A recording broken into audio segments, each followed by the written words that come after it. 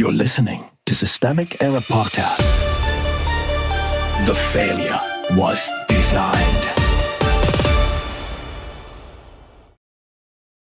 Out of time, expert says America may be nearing its point of no return, based on an article by Sarah K. Burris. Fascism does not arrive empty-handed. Omer Aziz's point, as reported here, is not that Trump invented authoritarian politics. It is that Trump is a vehicle for a project already comfortable using constitutional machinery against dissidents, journalists, and political enemies. That matters because the story is not about one man's pathology. It is about which institutions are willing to be turned. The state is the point. The decisive power in the story is not the street performer waving Nazi symbols.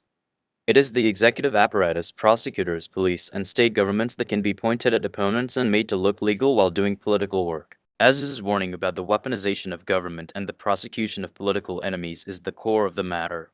Once the state starts treating dissent as a target, the paper rules of democracy become camouflage. That is the actual danger, not spectacle, not shock rhetoric. The danger is bureaucratic violence dressed up as procedure. Trump is the face, not the whole machine. Aziz describes Trump as an opportunist, someone who cosplays as a fascist while borrowing the language, aesthetics, and impulses of the far right. That distinction matters. It keeps the analysis from becoming a cult of personality in reverse, where every institutional abuse is reduced to Trump's ego alone.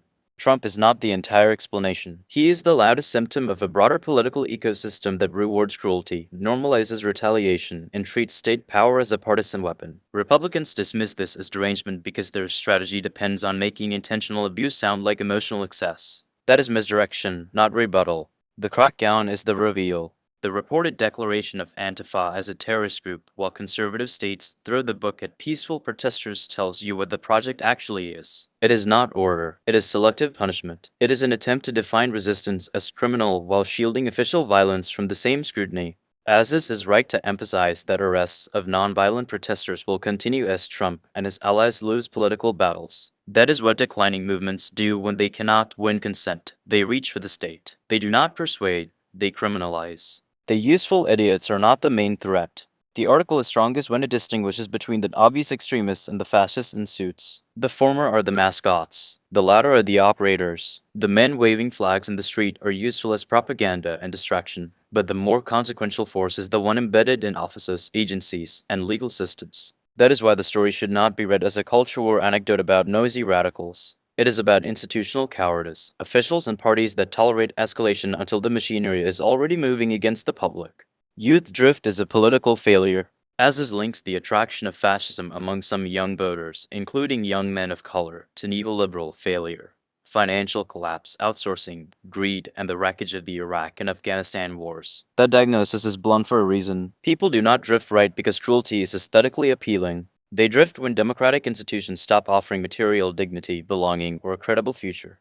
This is not an excuse for white supremacy. It is an indictment of the political economy that leaves alienation available for reactionaries to harvest. When mainstream politics delivers insecurity and humiliation, fascism arrives packaged as strength. The systemic lesson. The article's real warning is that authoritarian politics does not need to announce itself with camps and uniforms before it becomes lethal. It advances through familiar institutions, partisan discipline, legal pretexts, and public exhaustion. The United States is not being tested by fascism from outside. Its own machinery has long been prepared for exactly this abuse. The democratic response cannot be sentimental. It is to be institutional, material, and ruthless about naming who is doing the harming. The problem is not confusion. The problem is power learning how to wear the law as a mask. You've been listening to Systemic Error. Thanks to Ultranet for today's article. With the automated voice of Kuzal, thanks for listening.